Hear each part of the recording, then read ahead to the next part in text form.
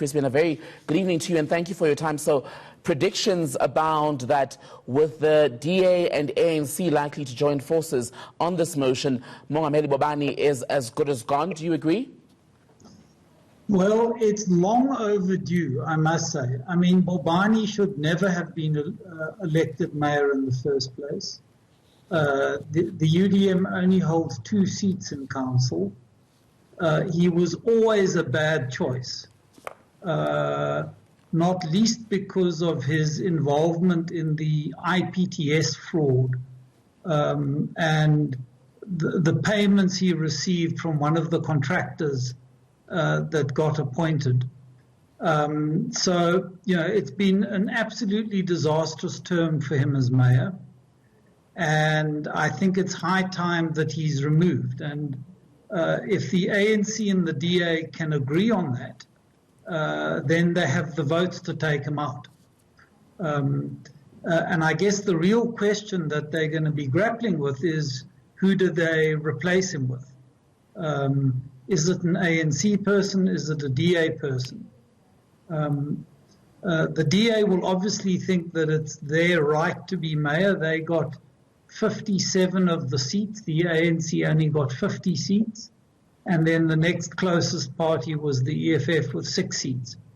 So I think there's going to be a lot of bargaining about that issue. Just on that point then, Nelson Mandela Bay has already had a change of leadership with the ousting of Athol Trollip and his DA-led coalition, and then came Bobani, who now also looks set on his way out. Should the DA and ANC manage to agree on the terms for his removal and another leadership agreement, it'll be very important to ensure stability. Do the two parties have what it takes to make sure that happens, given that relations between the parties in Nelson Mandela Bay have been such a mess since 2016? Yeah, I mean, you know, this is what happens, unfortunately, in coalition politics, and it's what's happening across many of the cities in South Africa. I mean, we've sort of entered into a period of coalition government, and no party in Nelson Mandela Bay gained an outright majority. I mean, the DA got very close. They garnered just under 47% of the vote, which was a very significant win, but they've always needed to cobble together a coalition with a number of other smaller parties.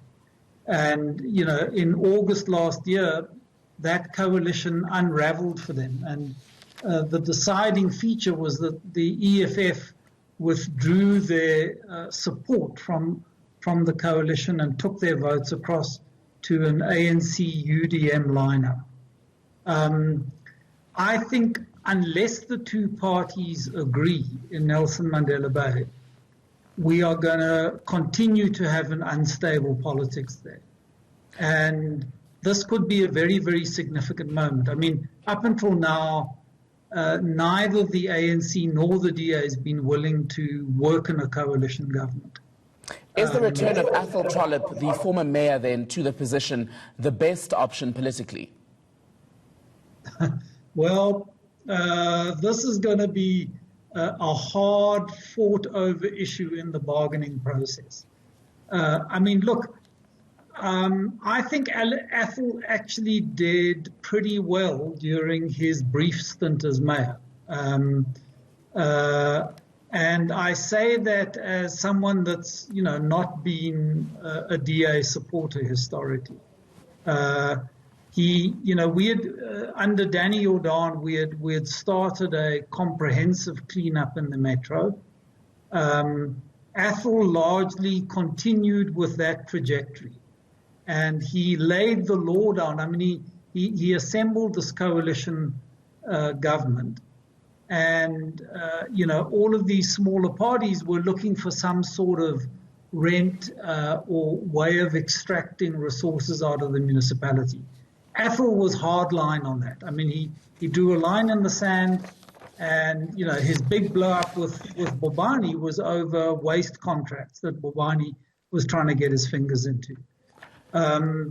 So, you know, whether you like the deal or not, the problem is that the city was recovering from a period of rampant looting and corruption. And the citizens of the metro had clearly said enough is enough. They wanted change. They wanted something to be done.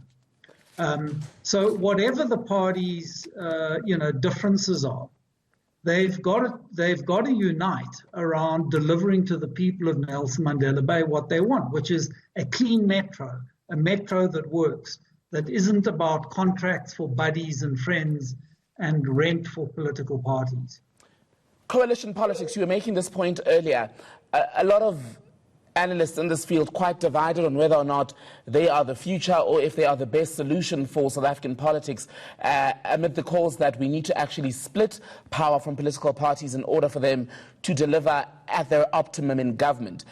How do we need to perhaps rethink the agreements that parties go into in coalitions, both at metro level and perhaps at national level, as many are predicting will go soon? Well, I think you're correct to say we need a comprehensive rethink. I live in the city of Johannesburg. Here we've been under a DA, EFF, IFP, AIC coalition, which, let me tell you, has been an absolute disaster for the city. Service delivery has gone down, despite the promises from Mayor Mashaba. And it's been very clear that some of his coalition partners, to keep them in the coalition, they've been given control over big areas of the municipality, key appointments, a number of top people. Like our chief operating officer is the guy that used to run the Department of Transport in Limpopo when Julius Malema did the on-point engineering deal there.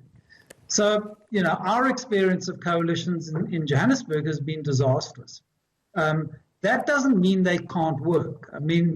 They do need to be united around a common set of principles, a common platform. And it is possible for parties to agree to that. But coalitions that are based on the distribution of rents are highly destructive, and there's no place for them in the South Africa that we're going into. All right, Chris Arthur, thank you so much for your time tonight.